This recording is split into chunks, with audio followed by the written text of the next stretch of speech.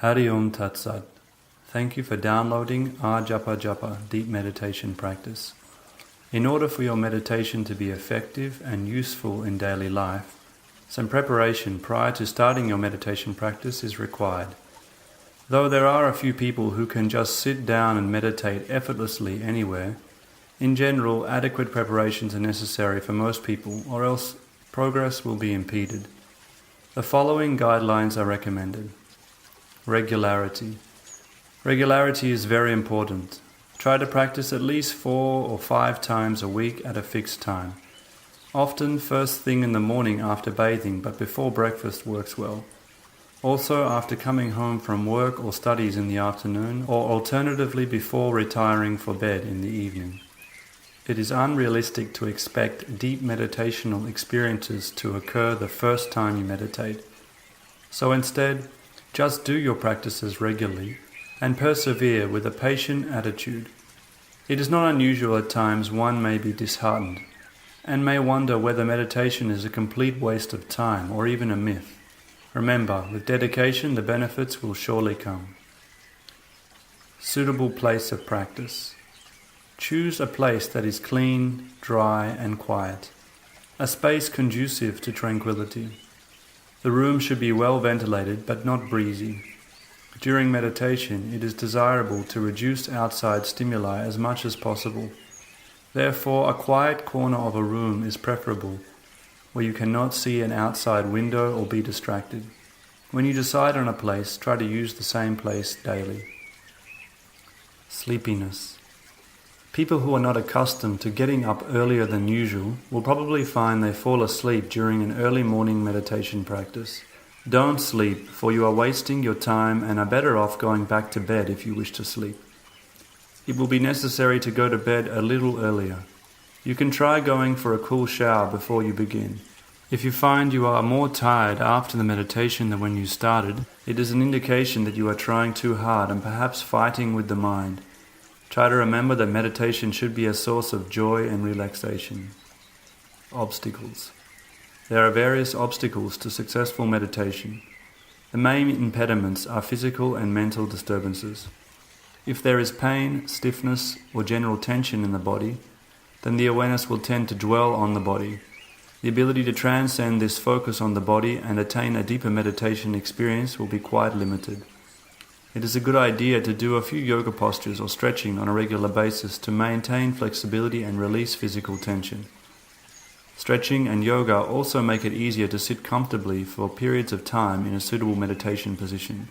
The practice of meditation brings one face to face with one's deeper internal mental and emotional environment. Once the conscious awareness becomes still and focused, the practitioner may start to recognize manifestations of the deeper mind coming to the field of consciousness in the form of thought, images, and memories. Some of these manifestations will be linked to deep, unconscious conflicts. The neutral and calm state of mind of meditation, aka the witness position, makes the process of observing and neutralizing these conflicts easier. When the emotionally loaded images and memories come up and meet the neutral and calm state, the negative emotions are neutralized and the memories lose their power over us. Concentration. It is best to try to have a relaxed sense of concentration during meditation, akin to loosely holding onto a rope that guides you into a deep cave. If you try too hard to focus or concentrate your awareness, success in meditation will be difficult. You may wonder what went wrong and try to concentrate harder still. Yet again you fail to achieve the benefits. It becomes a vicious cycle and you become disillusioned and discontinue. To prevent this from happening, it is best to let go of any expectations about what should happen, to let go of any self-judgment, and to simply bring your attention back to the practice. Just continue to sit and be patient. Remember that meditation is not about stopping the thoughts completely, but rather observing thoughts with a calm mind and body.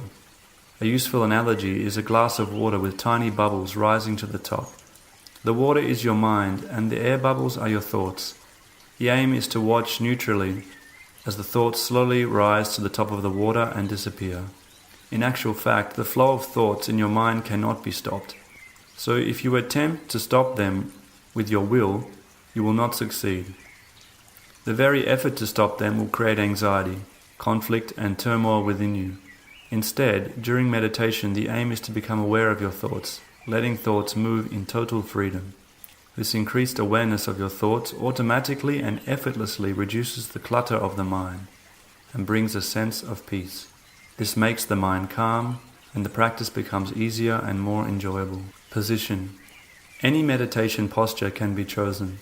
The emphasis is that there should be comfort and stability. It is necessary to be able to sit completely still for the duration of the practice. The spine should be straight, the body still and the eyes closed throughout the duration of the practice. Ajapa can even be done sitting on a chair or laying down, although this is not as beneficial. Classical yoga-based meditation postures are preferable as they lock the body into position and exert a sense of stability within the mind. However, it is advisable to learn these from an experienced yoga instructor before attempting them. Ujjayi Pranayama. Ujjayi Pranayama is one of the most important, yet one of the simplest pranayamas, or breathing practices. It is practiced by gently contracting a part of the throat called the glottis. As you breathe in and out, make the throat small and narrow. The breath should become slower and longer than it naturally is, but do not make it too long or slow that you feel any discomfort. When done correctly, Ujjayi sounds like a cat purring or light snoring. When a healthy child sleeps at night, he always breathes by contracting his glottis gently, and you hear the breath in his throat. Ujjayi is a deep breathing practice which induces a meditative state naturally and spontaneously. It is perfected by relaxing the breath rather than forcing it. If you concentrate on the throat and relax the breath, you will find that you are breathing through the throat.